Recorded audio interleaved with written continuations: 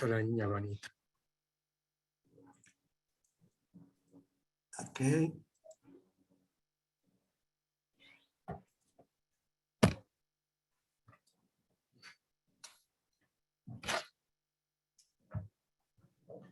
Listo, vamos a empezar, ¿sí? Okay. Okay, thank you all for joining us today. Let me give you a small introduction to Dr. Hugo Denota.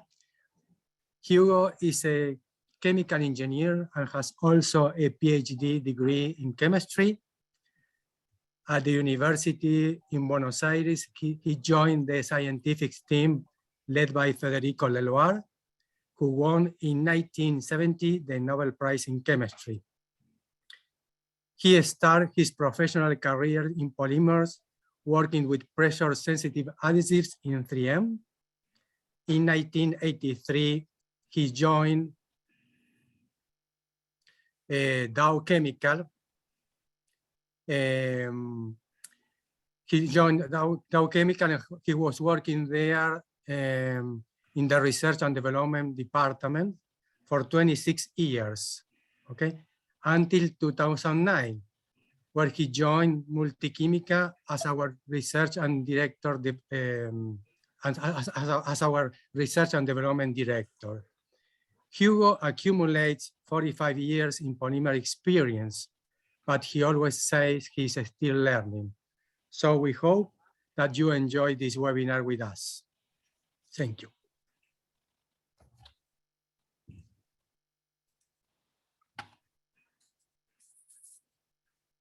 Okay. Good morning, ladies and gentlemen. Before starting, I want to thank you again for attending this webinar.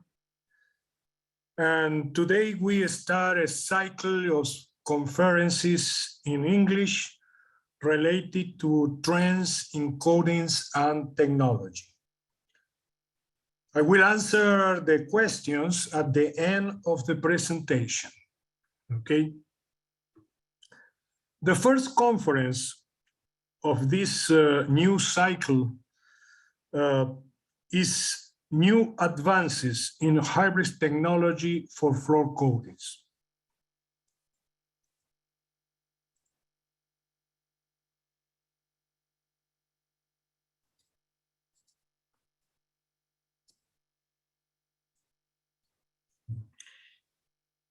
The objective of this work was to develop a new super hydrophobic, low VOC, APO-free and formaldehyde-free acrylic polyurethane hybrid with excellent water and chemical resistance, hot tie resistance, efflorescence and alkali resistance, very high table resistance, and harness, scuff resistance, and wet look.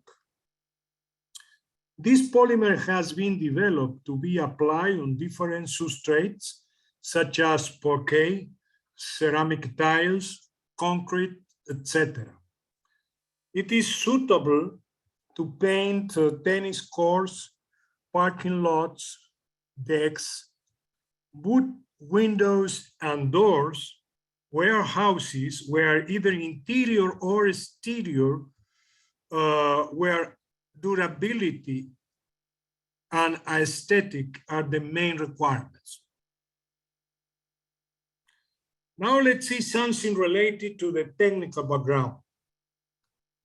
As you know, thermoplastic polyurethanes are well known for their excellent balance of toughness, mechanical properties, chemical resistance, okay, and other properties.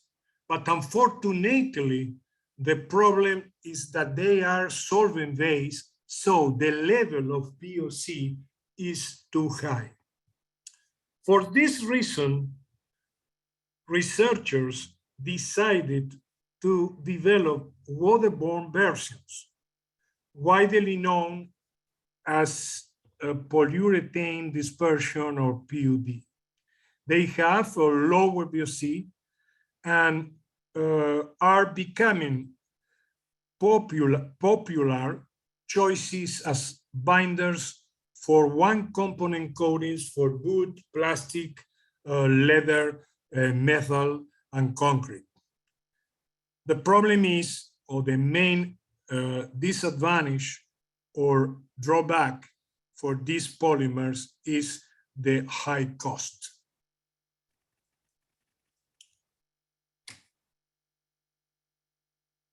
For this reason, for the cost, the first approach chosen by the paint producer was to prepare blends of PUDs with acrylic polymers, which cost less than a standard aliphatic PUD.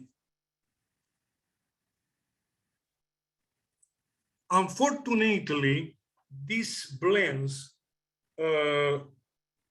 don't deliver the desired performance, okay, or the performance need by the market. For this reason, the first approach, for this reason, the researchers decided to develop hybrids.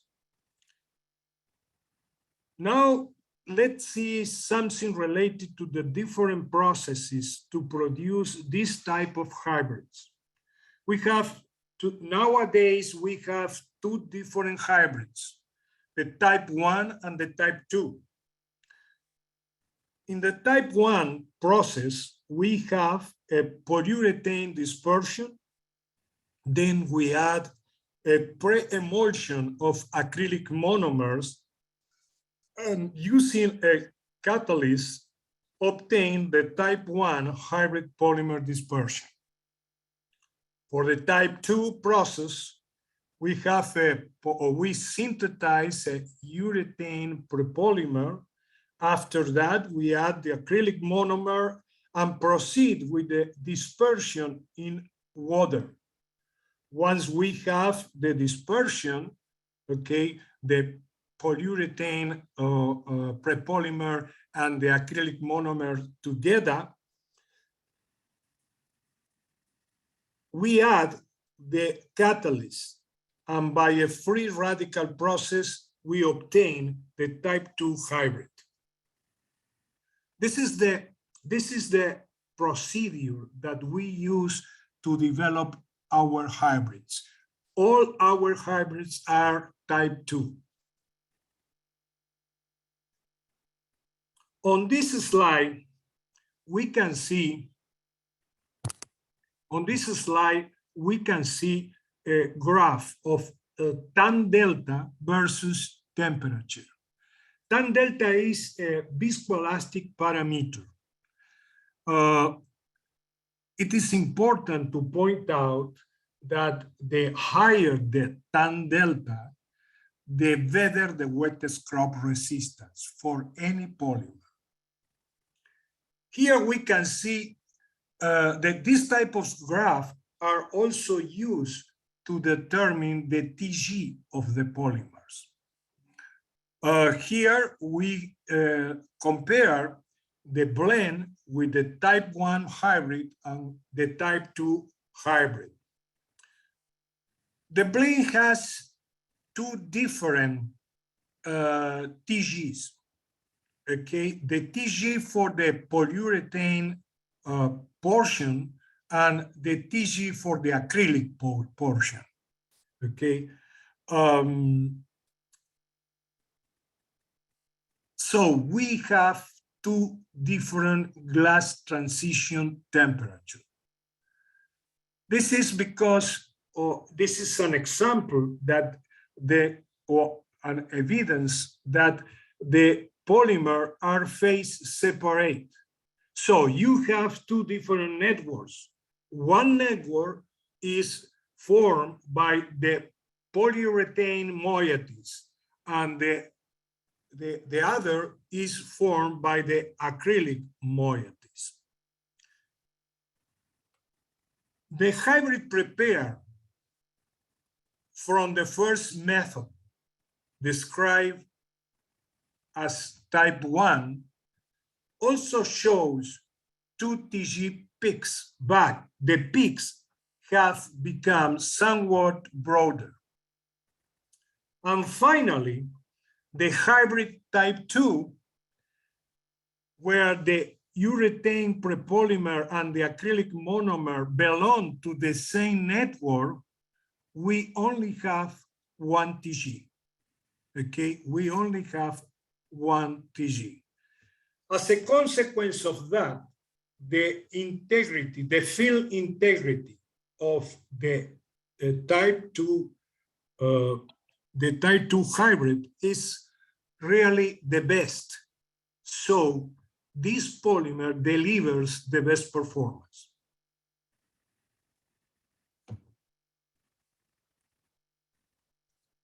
As an example,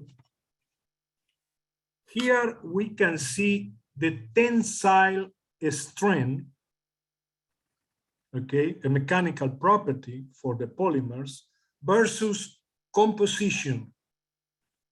Here we have the blend, the type 1 hybrid and the type 2 hybrid. On this graph on the left, we have 100% acrylic. On the right, we have 100% PUD. And in the middle, we have different compositions. Okay. Here, the example is for a composition 50-50. I mean, 50% acrylic polymer and 50% polyurethane dispersion. Here, it's important to point out that the blend shows the lower tensile strength in pound per square inch. Then we have the hybrid type 1, and finally, the hybrid type 2 has a tensile strength very similar to the one shown by the 100% polyurethane. It means that this situation is the same for the rest of mechanical and chemical properties. I mean, the type 2 hybrid shows the best performance. Now, let's see something related to VOC and environment. In the past, PUDs and hybrids contain protic solvents such as NMP, N-methylpyrrolidone. For polyurethane dispersions, the typical amount of NMP is in between 10 and 15%. For hybrids, is lower, in between 3 and 8%. But with this content, with the level of solvent, it's impossible to formulate coatings with VOC less than 50 grams per liter. So, due to this situation, researchers decided to replace this solvent. So the new PUD and the new hybrids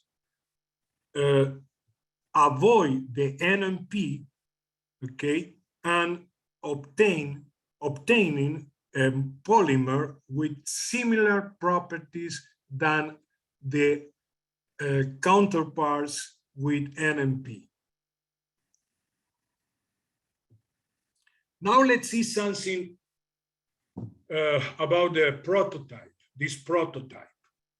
We use hydrophobic monomers.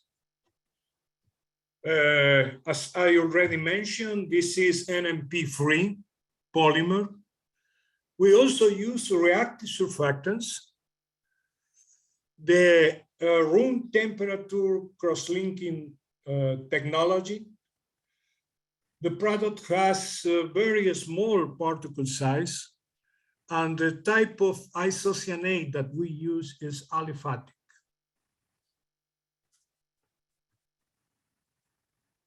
Now let's see something about the properties of this type of polymers. Hydrophobicity. Remember that we mentioned that use hydrophobic monomers. It improves resistance to water and other polar materials, such as IPA, ethanol, methanol, etc. It also reduces the dissolved salts in the copolymer, thus improving the efflorescence resistance. On the other hand, the type of monomers that we use and the lack of ester bonds in the polymers show outstanding alkali resistance. It also has UV resistance, is 100% acrylics, and the isocyanate is aliphatic, okay? And low toxicity, because the cross-linking system that we use doesn't release toxic byproducts. On the other hand, the polymer has very low VOC and is APO-free. Now let's see something related to the reactive surfactant. Which are the properties that we obtain using reactive surfactants? First of all, I need to mention that the reactive surfactant is grafted to the polymer backbone. So they don't migrate to the interface, improving water and chemical resistance.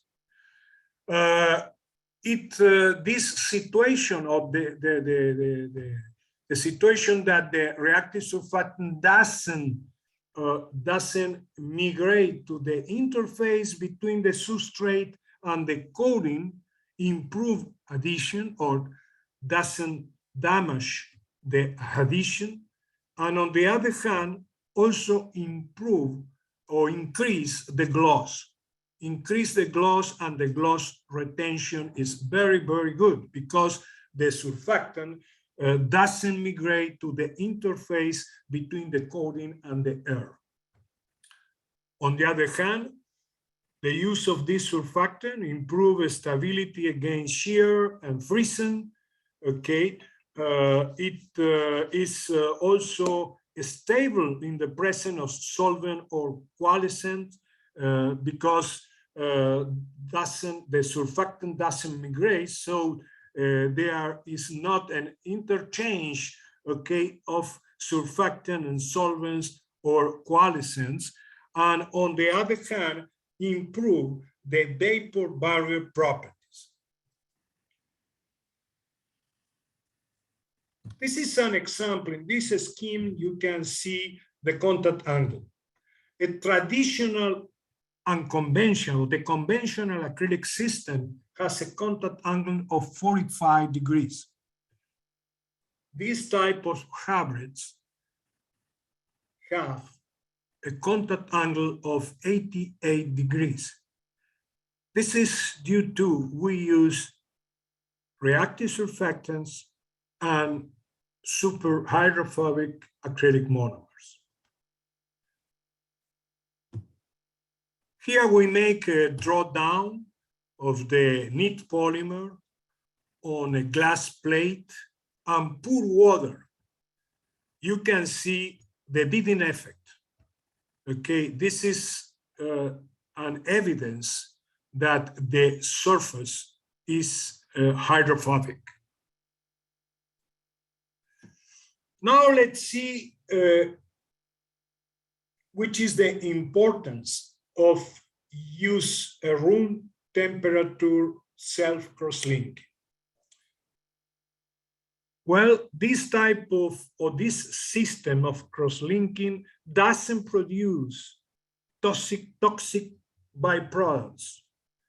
So it's formaldehyde-free. You know that the many cross-linking systems, okay, produce formaldehyde after the cross-linking reaction take place. It has excellent storage stability because the self cross-linking system doesn't react up to water evaporates. It improves the cohesive strength, the tensile strength, the abrasion resistance, and the polymer toughness. It also gives, together with the low particle size of this type of polymer, exceptional solvent and chemical resistance and long-term exterior durability. One important thing that I don't want to forget is that we don't have a shrinkage after cross-linking. You know that many cross-linking systems produce a shrinkage after the cross-linking reaction takes place. It is not the case for our system. Here you can see a very easy explanation about how the cross-linking proceeds. We have two different populations of particles. One of them has a functional monomer, and the other one has another functional monomer. During the drying process, the particles with different functional monomers approach each other, okay? And when the water evaporates, the cross-linking reaction takes place. On this slide, we can see the gel content versus time. This is a comparative test where we compare the hybrid with a commercial waterborne epoxy 2K. We measure the percentage of gel content. The gel content is a property that gives an idea about the drying time and the final hardness of the polymer. On the left, we have the commercial waterborne 2K epoxy, 3 bars. The first one is for 1 day drying, the second one for after 3 days drying, and the third one for 7 days drying. On the right, we have for 1 day and 3 days drying, after drying, we have the percentage of gel for the hybrid.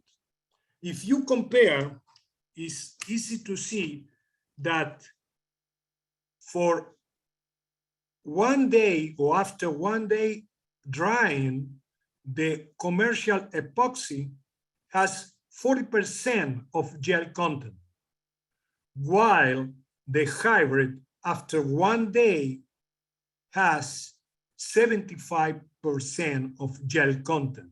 It means that the curing is faster for the hybrid. If you look at on the left, the red bar for the commercial waterborne 2K epoxy, the gel content after 3 days is equal to the gel content after 1 day for the hybrid.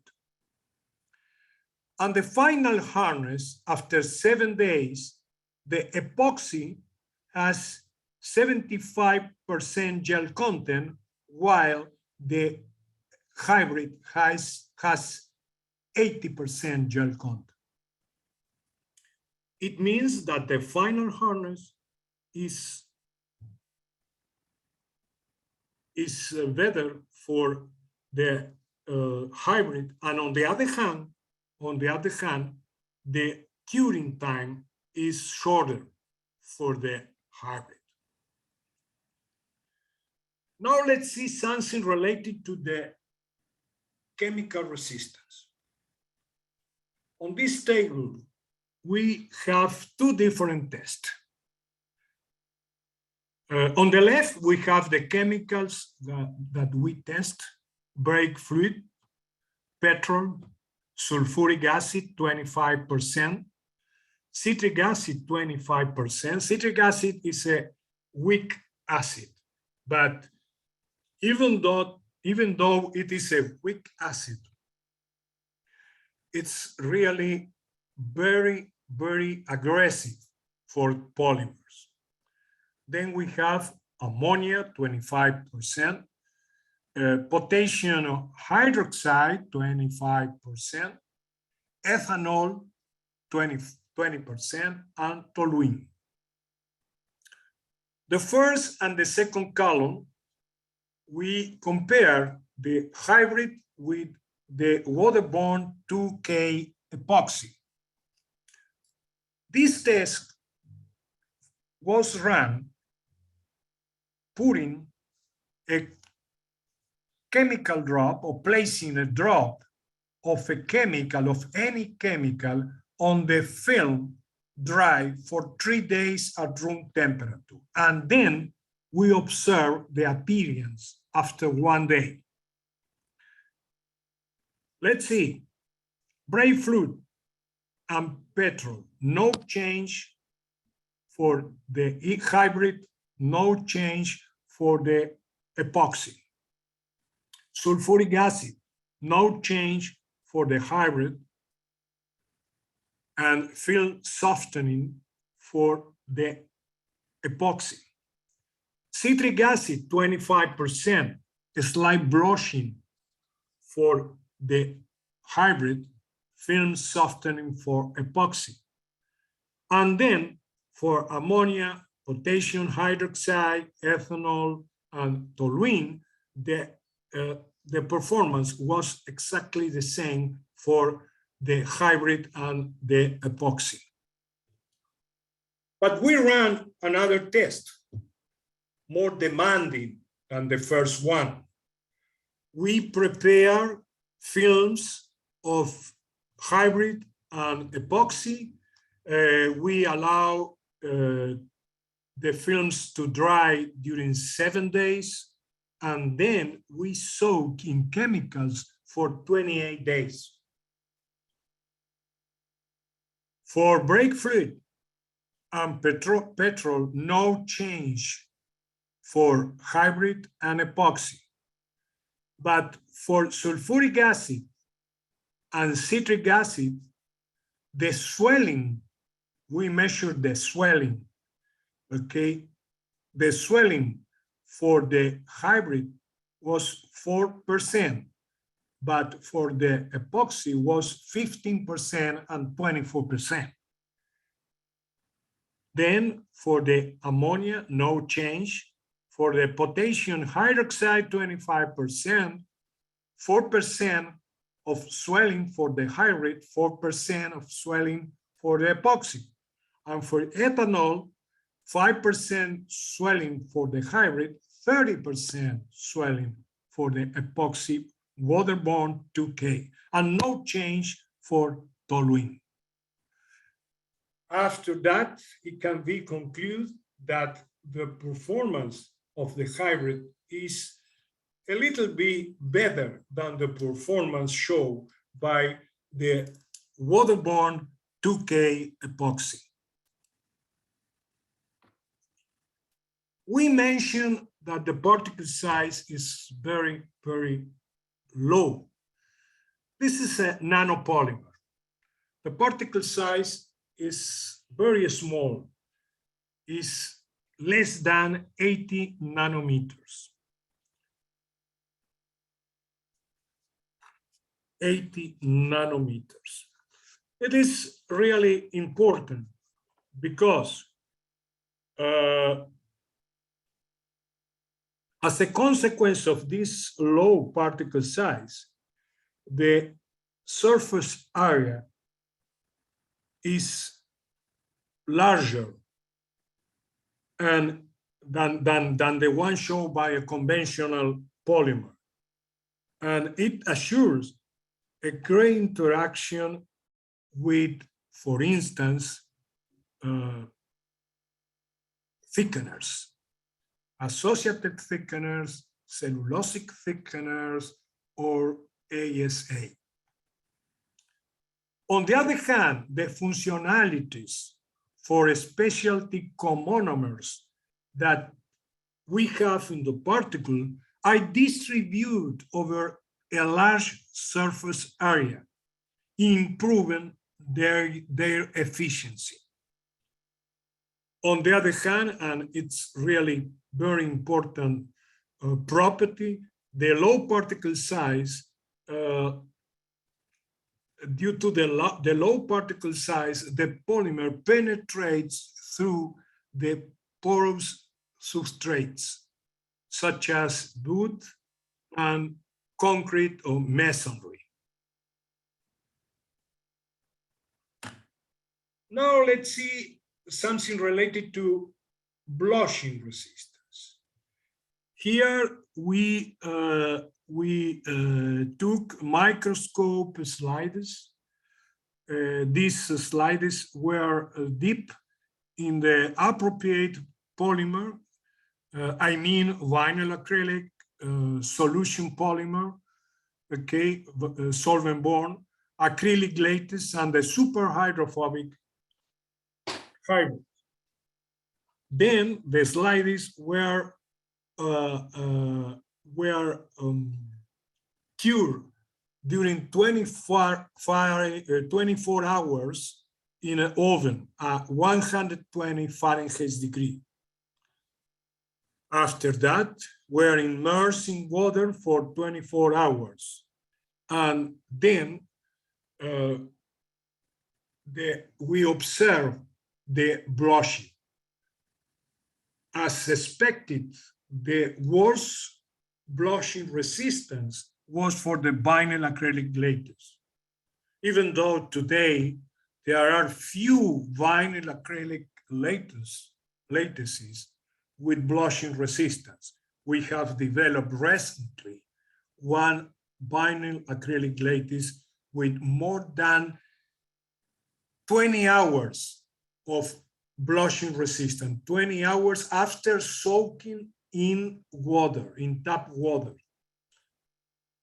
Anyway, the vinyl acrylic show the worst blushing resistance. The solvent-borne solution polymer shows excellent blushing resistance, is transparent after 24 hours soak in tap water. The acrylic lattice shows blushing, but not the same blushing than the vinyl acrylic. And the super hydrophobic polymer the blushing can be compared with the solvent-borne or the solution polymer or the solvent-borne polymer, are really very, very similar. This is a very important property, especially for wood coatings, okay, for wood coatings, and especially for coatings where you want transparency, okay? Any application where you want to have transparency. This is a varnish. With this type of polymer, you can formulate varnishes and stains. On the left, this is after 1 year on test fence, 45 degrees. On the left, we have solvent-based varnishes. on the right, we have acrylic latex varnishes, and in the middle, we have the hybrid. The hybrid has the same performance, okay? The solvent-based varnish, you know, that is more dark, okay? And you can see any damage on the acrylic latex varnish.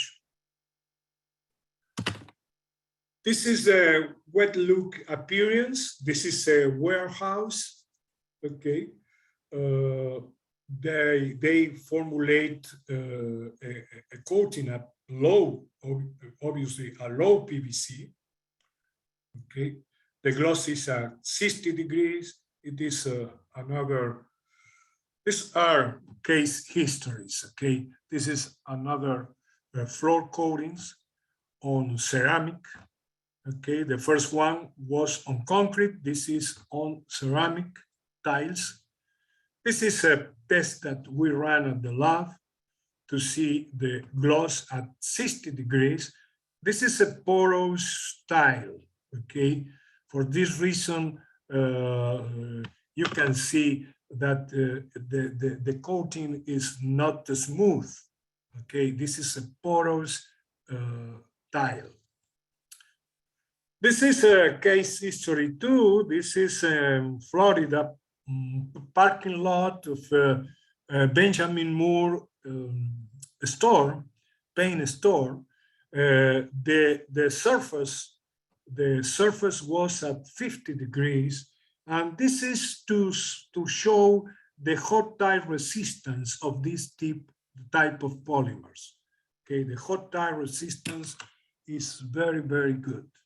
Okay, we also have more polymers with higher TG that also show for those regions where the weather is really hot, very, very hot, we can use polymers with higher TG. Okay, but for Florida, with the substrate at 50 degrees, this coating show a very good performance without hot tires marks. Well, now let's see the conclusions.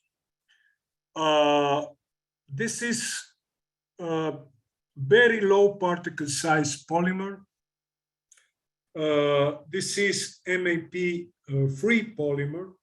Okay, so it can be formulated at PVC lower than 50 grams per liter.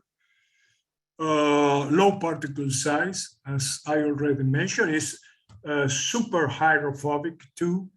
It has chemical resistance, water and blushing resistance, fast hardness development when you compare with epoxy waterborne 2Ks, UV light resistant because the recipe calls by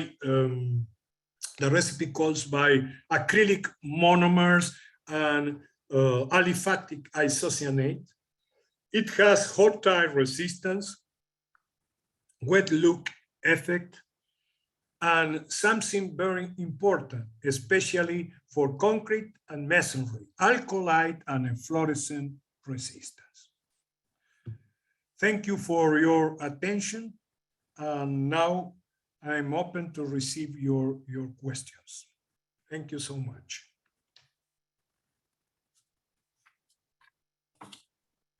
Thank you, Hugo.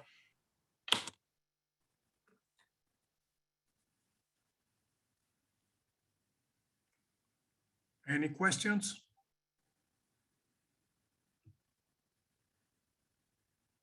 Anyway, if you don't have questions, you can send emails, okay? Or if you don't want to ask questions today, at this moment, you can send by email to our commercial folks or to me.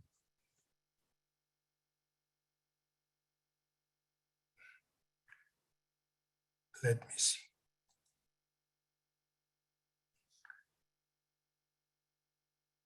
Okay, here I have two questions. Let me see, two or more. Let me see, by chat.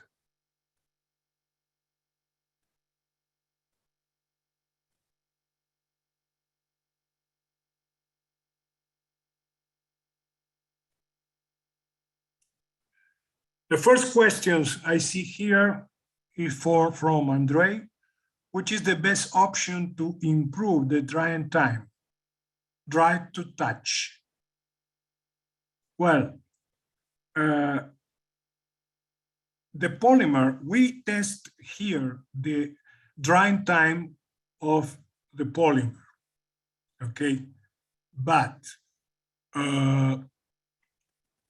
to improve the drying time, you need to combine different solvents, okay?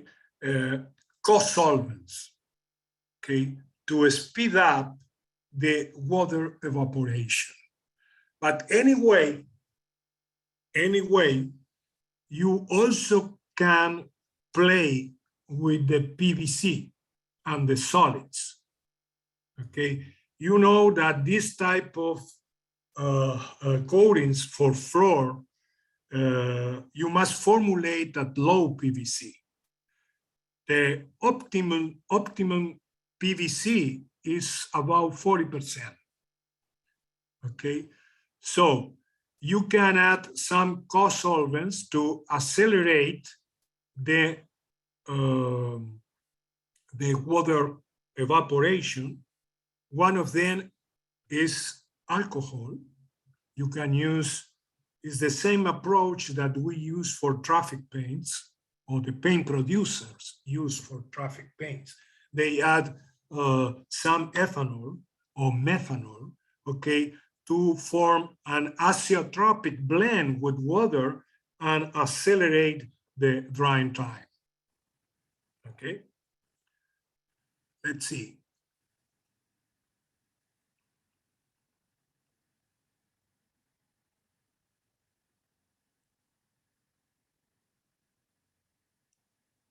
About surface preparation. Well, as I already mentioned during the presentation, the polymer has alkali resistance and efflorescent resistance. So this is an advantage because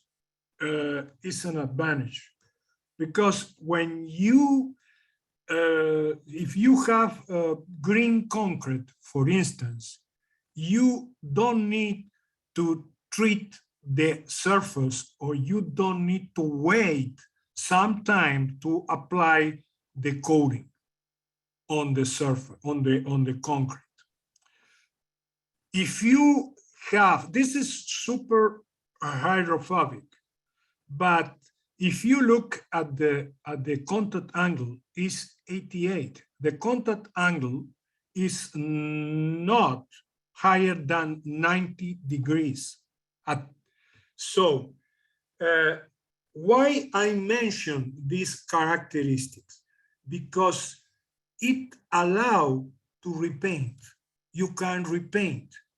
If you paint with an acrylic, or with this polymer, or with a conventional acrylic coating, you can paint on the acrylic, you can paint with a coating made or formulated with this type of polymer, okay? Sometimes, if you have a dirty surface, you need to clean, of course, okay? Sometimes you have grease on the surface. You need to remove the grease.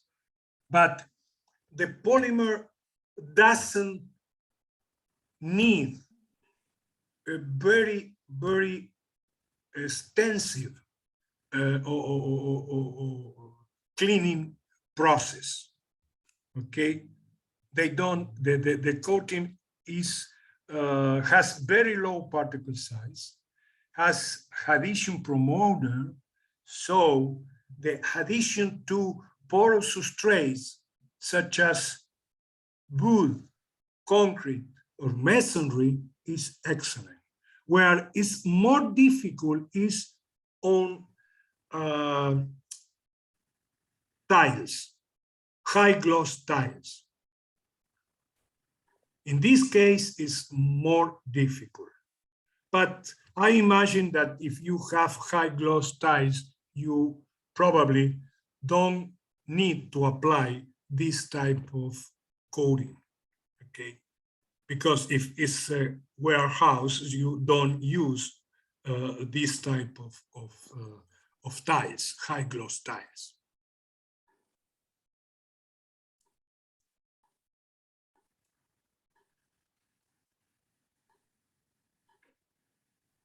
This is a very good question.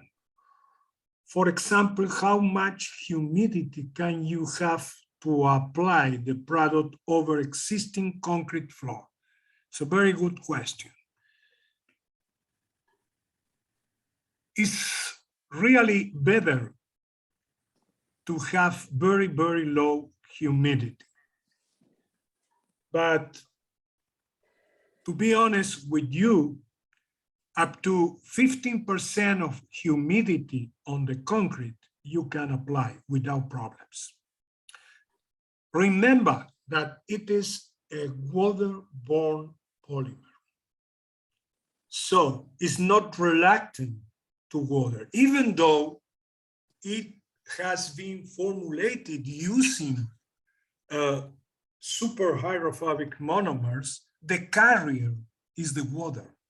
So the problem is when you have oil, but the humidity is not a big problem. Obviously, it's much better if you apply with very, very low humidity, less than 15 or 10%.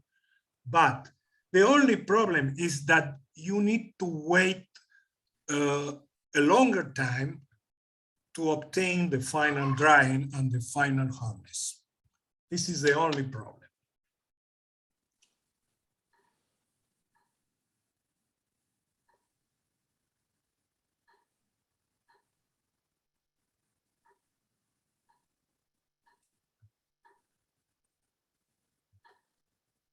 Well,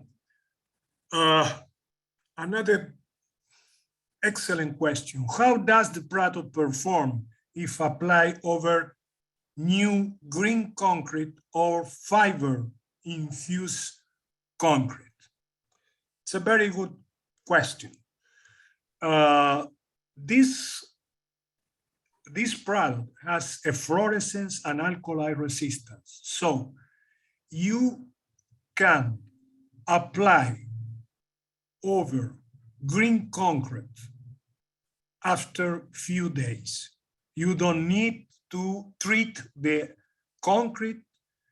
You don't need to wait several weeks to apply the coating formulated with this product over green concrete. If you wait only 3-4 days is more than enough. Okay, the same with the fiber infused concrete.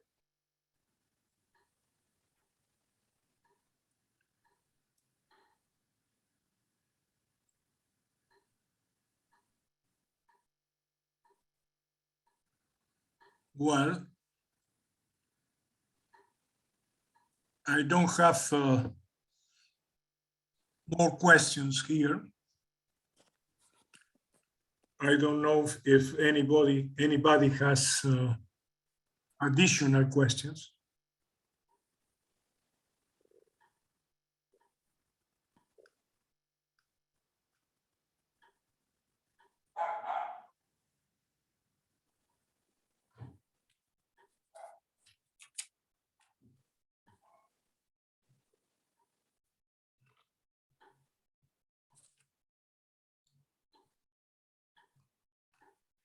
Yes, I can share a copy of the presentation, no problem.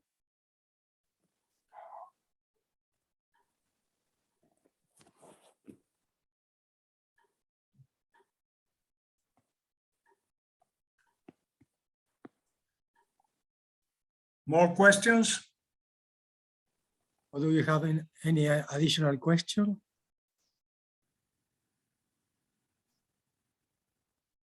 Anyway, if you have additional question, you can ask the questions by email, okay? And it will be our pleasure to answer. So do you have another question there about the dirty pickup resistance, which is good? I don't see the question here. Let me see. How is the dirty pickup resistance? Speaking about floor coating, it's very good. Because Well, I don't see the question, but the question is about the wet the dust pickup resistance. The dust pickup resistance. Okay. This product has a cross-linking, a room temperature cross-linking system. So the polymer, the acrylic moiety, okay, or the acrylic portion of the polymer has high TG. The TG is about 50. But after the cross-linking, the final hardness and the final TG increase. And the final TG is about 60. So the dust pickup resistance is very, very good. And remember that I mentioned the hot tie resistance. Obviously, the hot tie resistance is good. And obviously, if the hot tie resistance is good, the dust pickup resistance is also good. Remember that we have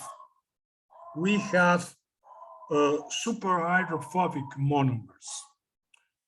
When you have super hydrophobic monomers and a rough surface of the coating, okay, a little bit rough, okay, because remember that this is also for high gloss. So, but it's not so rough, the surface, but a little bit rough. When you use super hydrophobic monomers, the dust pickup resistance is very good. It's very good. In the case of the, if you apply this type of,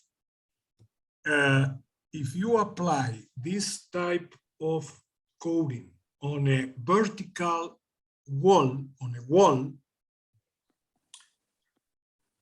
and the water, because it's super hydrophobic, the water in the surface form drops.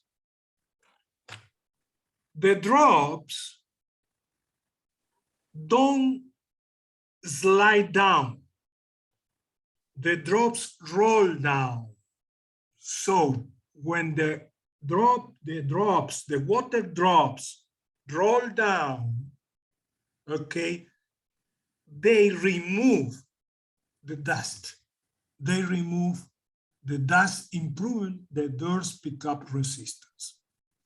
This is because, this is the explanation for the polymer science, okay? When you have a rough surface, okay, always the surface are rough, always, okay? If you cover concrete, if you cover wood, the surface is rough.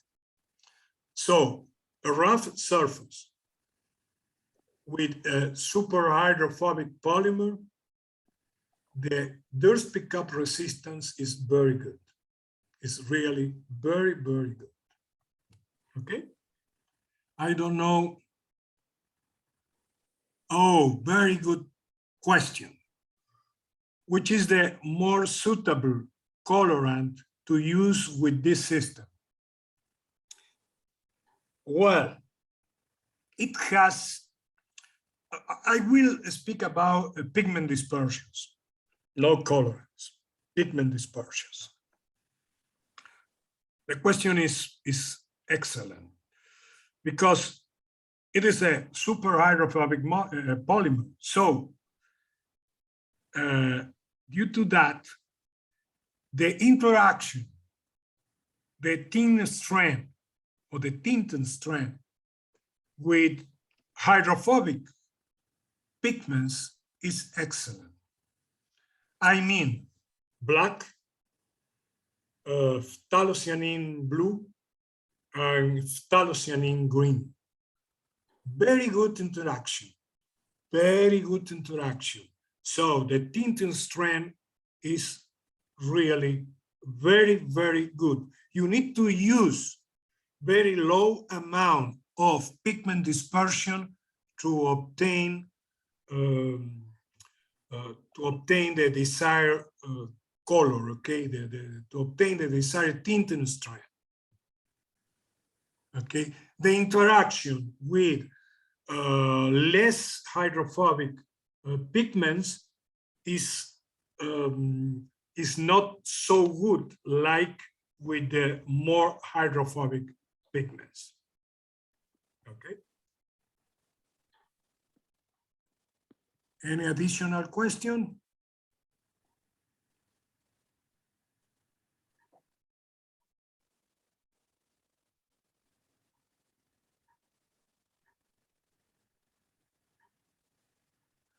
Yeah.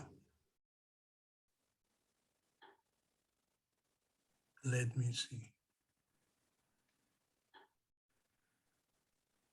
The following question, have you measured what maximum and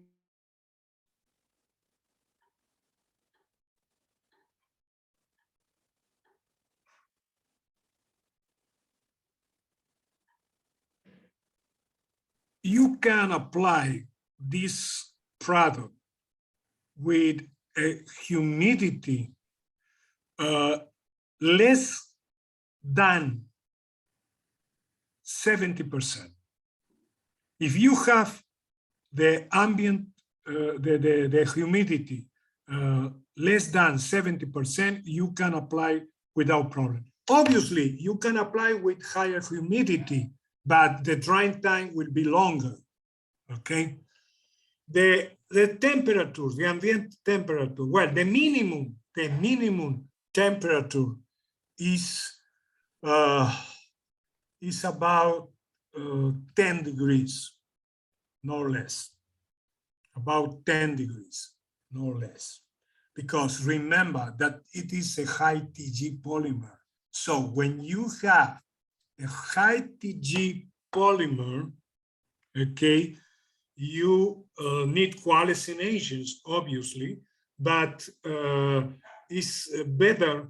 The best situation is to have or to develop a polymer for the region where the polymer will be applied. If you will apply the polymer in a region where the temperature is 32 Fahrenheit degrees, you need to produce or to obtain the best performance, you need to formulate a polymer with a TG pretty close to 32 Fahrenheit degrees. Okay, so I'm not accustomed to speak about Fahrenheit degrees, but we speak about centigrades, but it's easy the conversion. But the minimum temperature is about 10 degrees, okay, 10 Celsius degrees, okay. It's something like 40, 45 Fahrenheit degrees. At the temperature lower than this, the situation is becoming difficult. The humidity, I mentioned less than 70% is the best humidity, is the maximum, okay, to apply this type of product.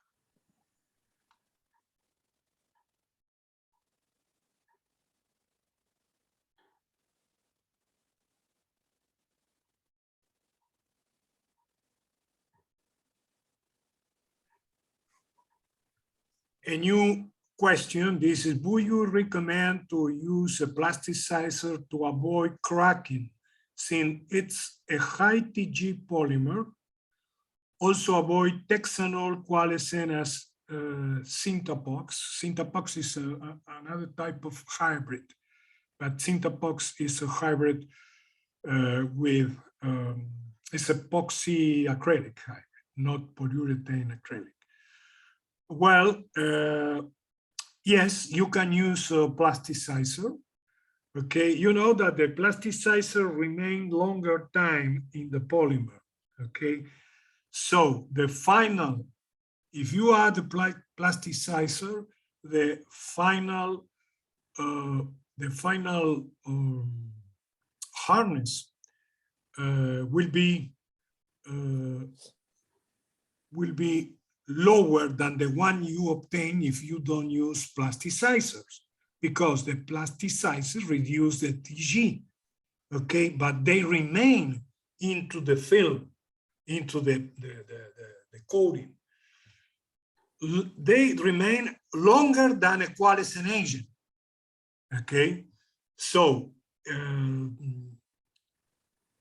you need to take care when you use plasticizer. You can use, but you need to avoid a high amount of plasticizer. A little bit is okay. The Qualicin agents, yes. You need to avoid the use of Texanol, 100% Texanol. You can combine butyl carbitol, butyl cellosol with Texanol. If you use Texanol alone, you can have a shock because you are using a hydrophobic Qualicin aid in a polymer super hydrophobic. So you have the Texanol, which is hydrophobic, and the polymer, which also is hydrophobic. You will have shock, and the viscosity of the coating will increase. But if you use 50% of Texanol and 50% of a less hydrophobic Qualicin agent, such as butyl cellosol or butyl carbitol, you can you will have a very good coalescent, okay, and no cracks, okay. The cracks, the coalescence is very important to avoid the cracks, because the cracks, you will have cracks when obviously the polymer is hard and you don't use plasticizers or don't use Qualicin agent. I prefer to use Qualicin agent, no plasticizer, but you can, but a little bit, okay? What else?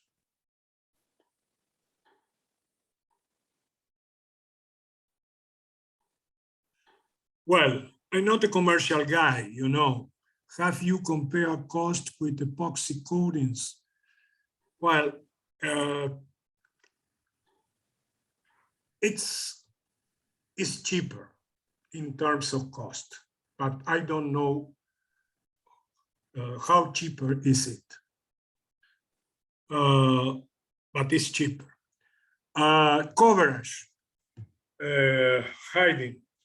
It depends on the formulation. But the formulation, when I say a formulation, say the type of standards that you use. You need to avoid calcium carbonate. On the other hand, to the coverage or the hiding power, the calcium carbonate doesn't add much. But you can use lamellar standards, mica, clay, okay, you know, the coverage depends, the hiding power depends on the type of formulation and the type of standards that you use, or fillers.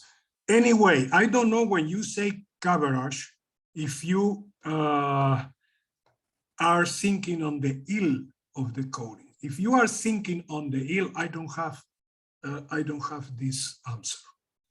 Okay, I don't have. I don't know how many square meters you can cover. I don't know with this with a polymer, with a coating made with this polymer. I don't know. I think that when you say coverage, you are speaking about how many meters you can cover. Okay, I don't know. What else? In the new brochure, you can find the Syntapure H7820 suitable for wood coatings, and the Syntapure H7450 for concrete and wet look appearance based on this technology. Yes, this is the 7450. Okay, the presentation, I didn't mention, but the presentation is for 7450. 7820 is more appropriate for wood coatings because it's lower TG. Okay, you know that the wood has movements. Okay, so well, for this reason, we prefer to use more flexible and lower TG polymer.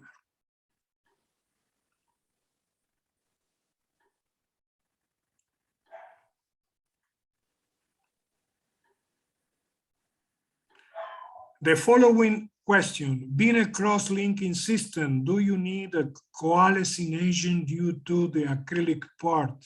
Yes. Yes, I need a coalescing agent because the TG of the acrylic part is about 50. So I need to use I need to use, because you need to take in mind that the cross-linking system, the cross-linking systems take place after 100% of the water evaporates.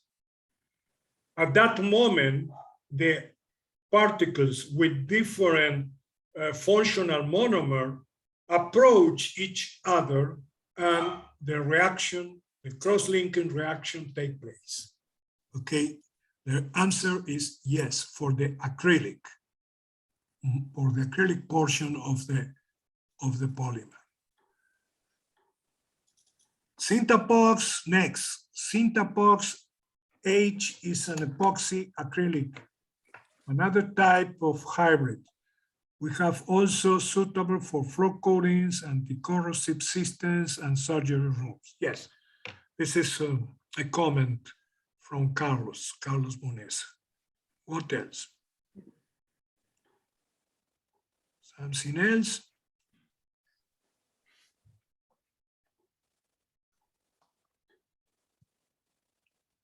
Additional questions? Go ahead.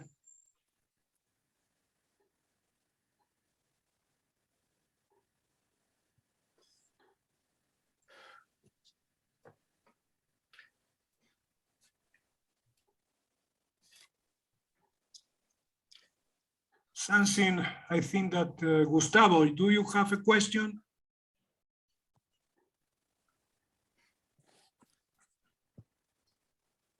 No. No. Well, okay. You can send to us by email if you have further questions. Thank you, Hugo. This is our first webinar. Our idea is to, our first international webinar. Our idea is to repeat this type of webinar on regular basis, every 2 months, more or less, with another topics, okay?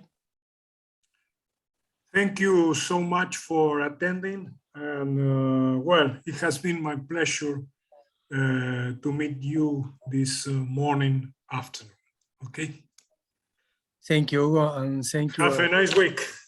everyone for being here, okay? Okay. Thank you. Have a nice week, all of Have you. a nice week. Bye-bye.